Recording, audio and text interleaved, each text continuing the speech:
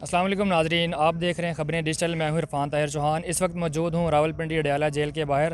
ہمارے ساتھ موجود ہیں بیرسٹر گوہر صاحب جو پی ٹی آئی کے چیئرمین بھی ہے۔ السلام علیکم۔ کیا عمل ہے؟ آپ کہہ رہے ہیں کہ قانون نہیں ہے، انصاف نہیں ہے، عدالتیں کا جو آرڈر نہیں مانا جا رہا، آج آپ کا لسٹ میں نام بھی ہے، اس کے باوجود ملاقات نہیں کروائی جا رہی، خان صاحب کی بہنوں کی بھی نہیں میں کروائی جا رہی، کیا وجہ ہے؟ عدالتوں سے درخواست کروں گا کہ اپنے آرڈر کو تو آپ امپلیمنٹ کرائیں۔ ہم کوئی گوریلا فورس تو نہیں ہے کہ زور زبردستی کر کے آگے بڑھیں۔ ہم تو گوریلا فورس تو نہیں ہے کہ ہم انشور کریں کہ ڈنڈے اٹھا کر کے جائیں کہ جی آج ہماری ملاقات کا دن ہے اور ہم دیکھتے کون ہمیں روکتا ہے۔ ایسا نہیں ہوتا، جمہوری ممالکوں میں ایسا نہیں چلتا۔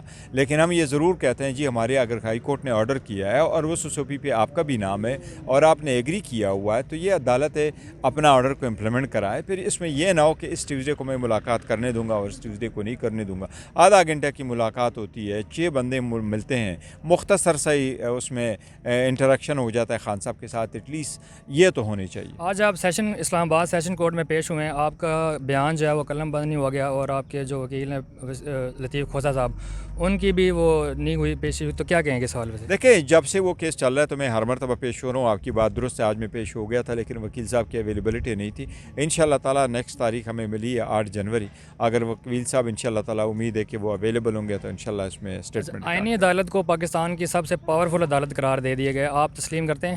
نہیں، دیکھو پہلی بات تو یہ ہے کہ آئینی عدالت نہیں ہونی چاہیے، دوسری بات ہے کہ آئینی عدالتیں سم ٹائم دنیا میں ہوتی بھی ہے لیکن وہ صرف آئین کی تشریح کرتی ہے۔ اس مرتبہ انہوں نے جو آئینی عدالت بنائی ہے، نہ صرف یہ کہ ان میں آئین کی تشریح والا ایشو نہیں ہے، انہوں نے ایک court with in a court اپنی مرضی کا بنایا تاکہ وہ اپنی مرضی کی جج بٹھائے، وہاں سے اپنی مرضی کے فیصلے لے لے۔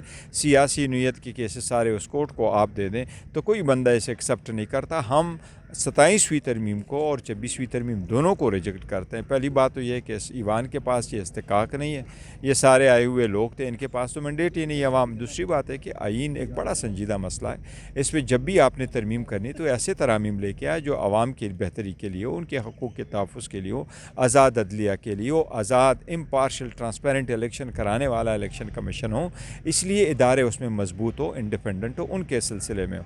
اگر آپ اپنی مرضی کے ججز کو لے کے آتے ہیں اور صرف آپ ایک خاص پرپس کے لیے کر رہے ہیں تو یہ کسی کو قبول نہیں۔ تو پی ٹی آئی کا پیچ اپ حکومت کے ساتھ کس صورت میں ممکن ہے؟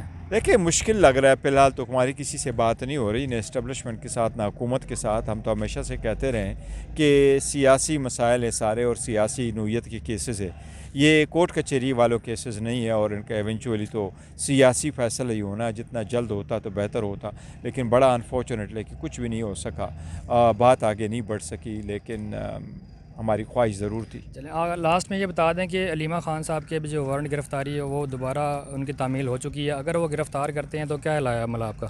دیکھیں پہلے ابھی تک تو انہوں نے بڑے سارے سر کرائے ہیں اور گرفتار نہیں کیا، میرے خیال ہے دیکھیں وہ ایک ہاؤس وائف ہے، وہ صرف خان صاحب کے ساتھ، ان کے پولیٹیکل ایجنڈا نہیں ہے، وہ خان صاحب کے ساتھ ملنے آتی ہے اور پھر واپس جاتی ہے، ہر گرمی اور سردی ہر موسم پہ یہاں ہوتی ہے، تو میرا خیال ہے ان کو لحاظ کرنا چاہیے۔ خان صاحب اندر ہیں، ان کی مسز اندر ہیں، ان کے جو بھانجے ہیں ان پہ کیسز بن گئے، نا انف از انف، لیٹ اٹ گو۔ چلیں بہت شکریہ۔